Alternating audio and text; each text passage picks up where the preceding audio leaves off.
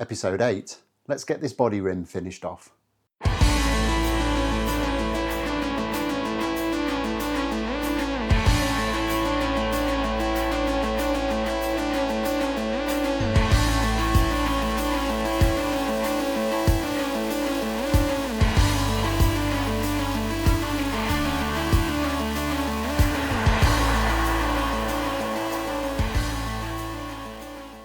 In the last episode, we did a lot of gluing up. We got the two ribs joined together with these two big blocks at either end, and then we spent quite a long time getting all of this curfing glued in position. It's all had a couple of days to dry off now, and this is really quite substantial now. A lot more substantial than it was before. And we're actually getting close to the point with this now where we can start thinking about doing the back and the top for it. But before we do that, there's a couple of little bits that we need to do to get this finished off. Firstly, everything needs a good clean up. We need to do quite a bit of sanding just to tidy all this curfing up, get rid of the fuzzies from the bandsaw blade. Possibly could have done that before I glued it in. And secondly, I need to put in some additional bracing just in a few places around the rim, just to give it a little bit more support and hopefully stop it from wanting to split as time progresses. This is about 3mm thick on the rim, so there's not a lot of thickness of wood, and I'm just a little bit anxious that if I didn't brace it additionally, it might crack, and I don't really want that to happen. And also, somewhere around here, I'm going to put an additional piece of bracing on the inside, just so that where we fit the output jack will be a little bit stronger and we won't have a problem there. So to get started, I'm literally just going to go around this. And I've just got some 180 paper. I'm just going to give it a quick tickle up.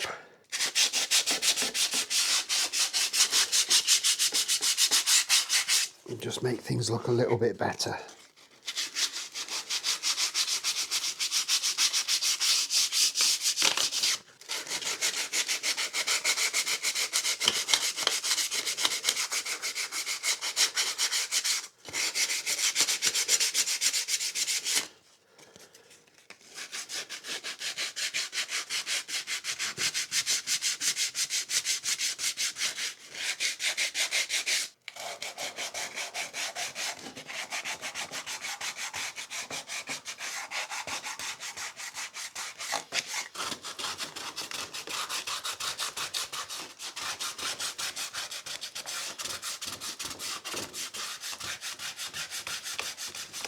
And then there's going to be a really very tedious job of just kind of sanding each of these little curve marks just to get the fuzzies out.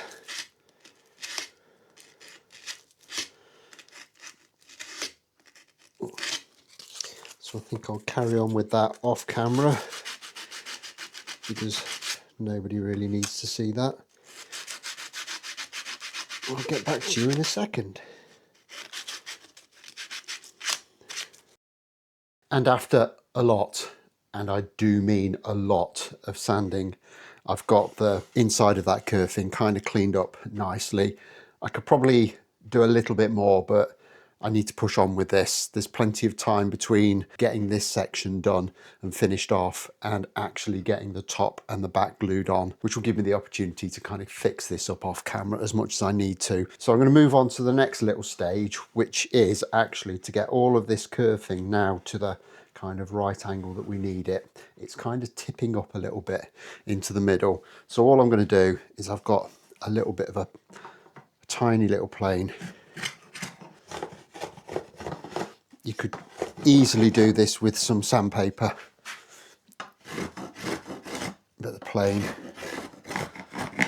is probably just a little bit quicker and more effective.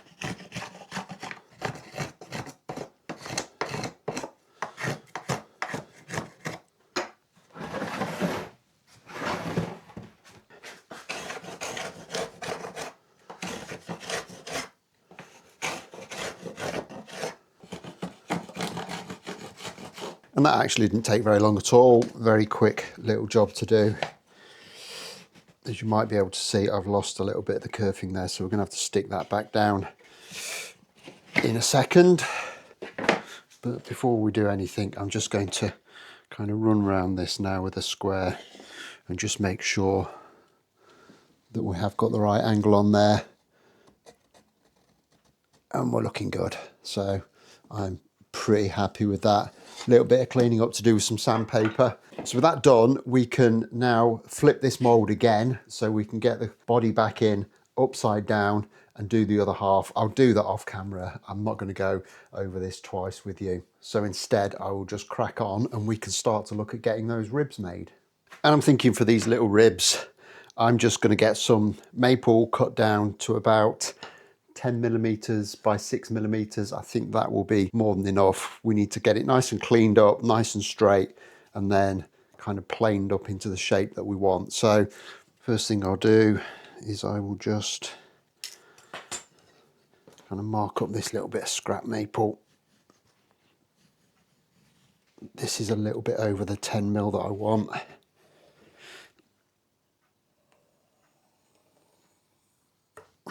Get that over to the bandsaw and get it rough trimmed, and then we can just plane that into the final dimension that we want.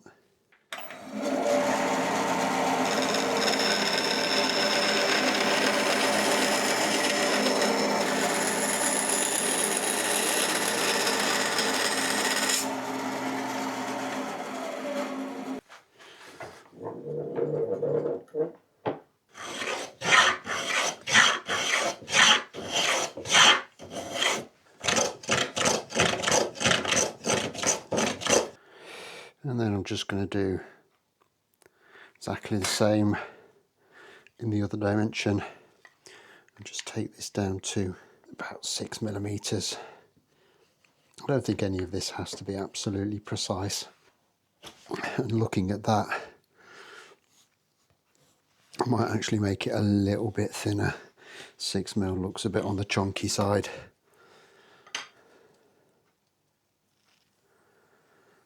So I'm thinking if I kind of try and cut directly onto that line and clean it up, we're going to take a mil or so off, and that'll be kind of where we need it.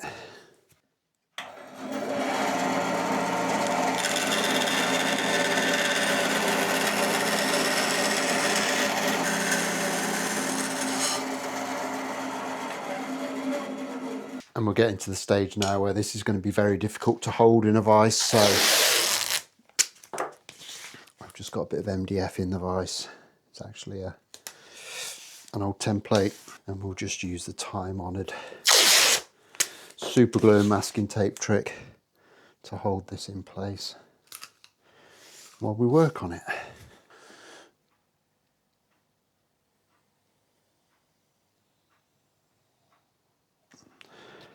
And I kind of take this a little bit for granted. So if you haven't seen it before, it's simply you put a layer of masking tape on each half of what you're working on, super glue on one,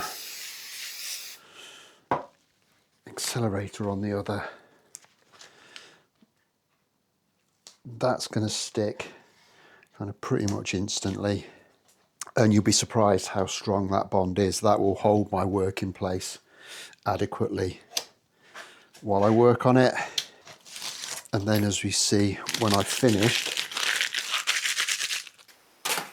it will peel off, no problem whatsoever.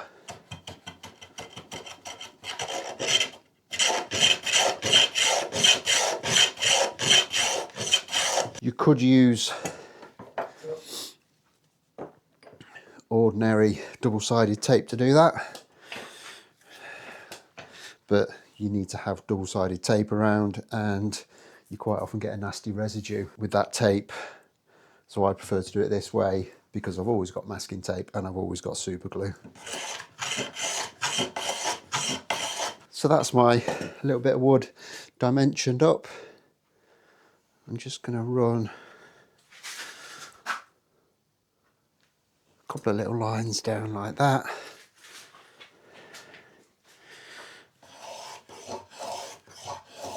And just take a chamfer off there. just to make it look a little bit nicer. And then we can get that cut up into the probably 4 or 5 little bits that we need and get them glued in. And the gap between the 2 bits of curfing is about 27 mil. So I'm going to cut these at 30 mil, and then we can just kind of sand them into the exact size that we need, because there might be a little bit of variation.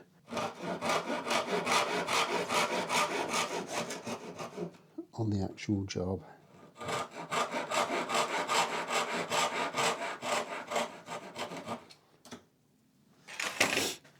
There's one.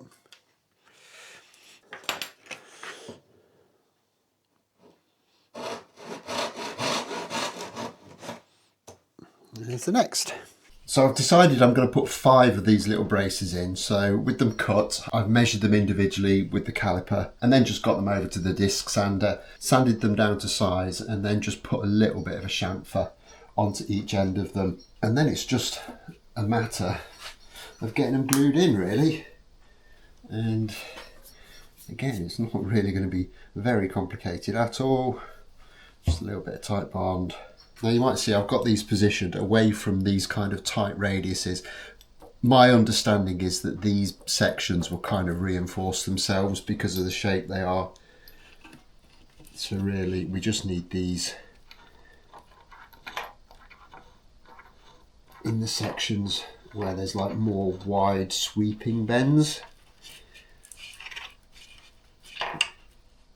And it's just going to be a case of gluing them on. I want these to look as nice as I can make them. I'm not going to get kind of too bent out of shape about them. They're not going to be visible once the guitar's together, but it is also worth bearing in mind that we've all seen them now, so they want to look quite nice. Anyway, I'll crack on, I'll get these glued in, and then we can move on to the last little bit that we need to do, and that is the reinforcement for the jack location. So that's those 5 glued in. So the next bit is we need to put some reinforcements somewhere around here, and I'm thinking actually I've marked there, but I don't think that looks right. So I'm going to perhaps come from there through to about there. And I think that'll work quite nicely. That gives me a little bit of scope to play with. And what I'm going to do is I've got some leftover veneer. I think this is one of the first samples that I did for the kind of pre-forming. I'm going to cut some of this down. I'm probably going to put an additional 2 layers on here just to bulk it up a little bit and give me that additional thickness that I want to stop there being a problem once we put this jack socket in. So I think probably about there.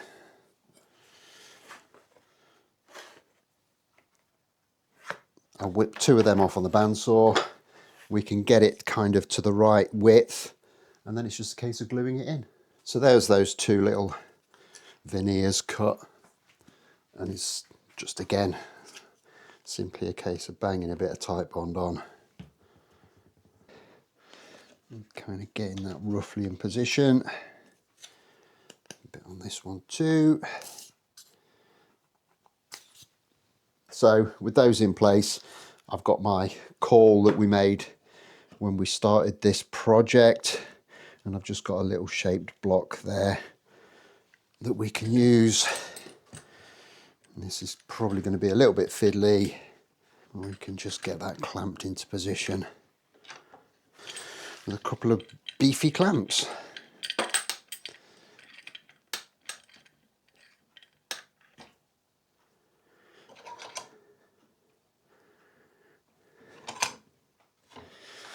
So that's everything glued into place. It is actually quite cold here today, so this glue isn't going to dry very quickly. So this is probably a really good place to leave this episode. There will be a little bit of cleaning up work to do once this comes out of clamps, but really nothing spectacular.